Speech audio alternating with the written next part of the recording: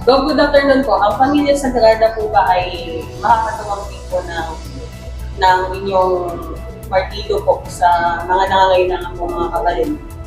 Ah, actually, itong ospital na ito, kaya binili ko, ay para doon sa may hirap. Para doon sa mga nagpapagamot na kulang sila sa financial at para makatulong. Hindi ko nga tinignan ang kita nito eh. Yung nakaraang taon, nang tanongin ko sila, marami ba kayong ginamot dito sa ospital? Kay chief nurse, saka sa aking anak, dahil siya namamahala, Sabi nila, marami. Sabi ko, kumita ba? Hindi raw. Ba't ka ako hindi kumita? Karamihan po kasi halos puro discount. Halos nadi-discount na yung ospital. Ilang dahilan, kaya namin binili. At ngayon, ang Medica La Sagrada Familia ay naaasahan ng mga tao. Ang sabi ko sa kanila, sabi ko sa mga medical staff dito, sa namamahala, kay chief nurse, na basta gamutin nyo ang tao, may pera o wala. Ganon. At katulad ngayon, napakaraming kabalen dito na naka-ospital. Kasi ito ang lokasyon nito Baliwag na Bulacan na Pero malapit siya sa boundary ng Pampanga. Ano ba yung mga lugar na yon? Naririyan ng Candaba, naririyan ng San Luis, naririyan ng San Simon at Palit. Kaya karamihan ng mga Kapampangan ay dito nagpapa-ospital. Dahil alam nila, ospital na ito ay maayos, ang mga medical staff ay talagang inaasikaso sila. At kumisan, kahit kulang ang pera nila, wala silang agam-agam. Kasi pagka tinawag sa akin at tinawag sa anak ko, talagang ibinibigay yung discount na kaya.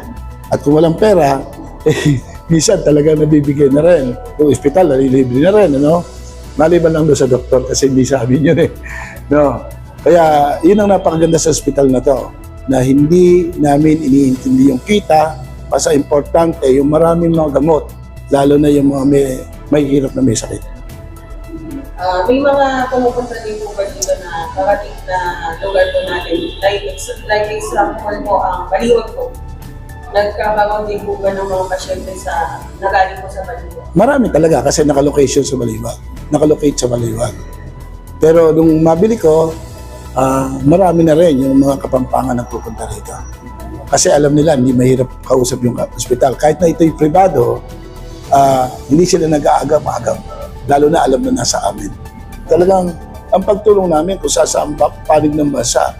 At yun ang dahilan din kung ba't binili ko itong ospital na to. Para makatulong sa mahihirap at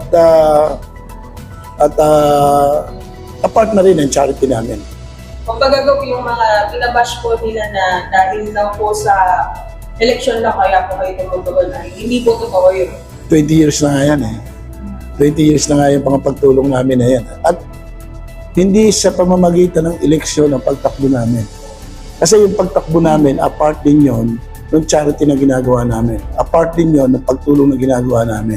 Kaya lang kami tumatakbo, nagbigay ng sign ng Panginoon dahil alam niya yung katapatan sa puso namin. Alam ng Diyos na ibibigay namin ng tunay na malasakit sa aming mga kababayan at ang pera ng Kapitolyo at ng munisipyo ay siguradong pakikinabangan ng ating mga kababayan, lalo na ang mahihirap na may sakit. Just in case na kayo na po yung magiging governor na lalawigan ng Pampanga ay tuloy-tuloy po ang serbisyo po ng Danway Corporation sa mga mahihirap natin mga kababayan. Tuloy-tuloy yan at madodoble. Kasi pero ng Kapitolyo, sa party naman ng misis ko, pero ng munisipyo, mapapakinabangan nila lahat yan, walang makukurap yan. And plus yung dati namin tinutulong. So magiging doble ang may tutulong natin sa ating mga kabalen, lalo-lalo na ang may sakit. Kasi apakalaki ang pondo ng Kapitolyo sa may sakit at ganoon din ang munisipyo. At ngayon,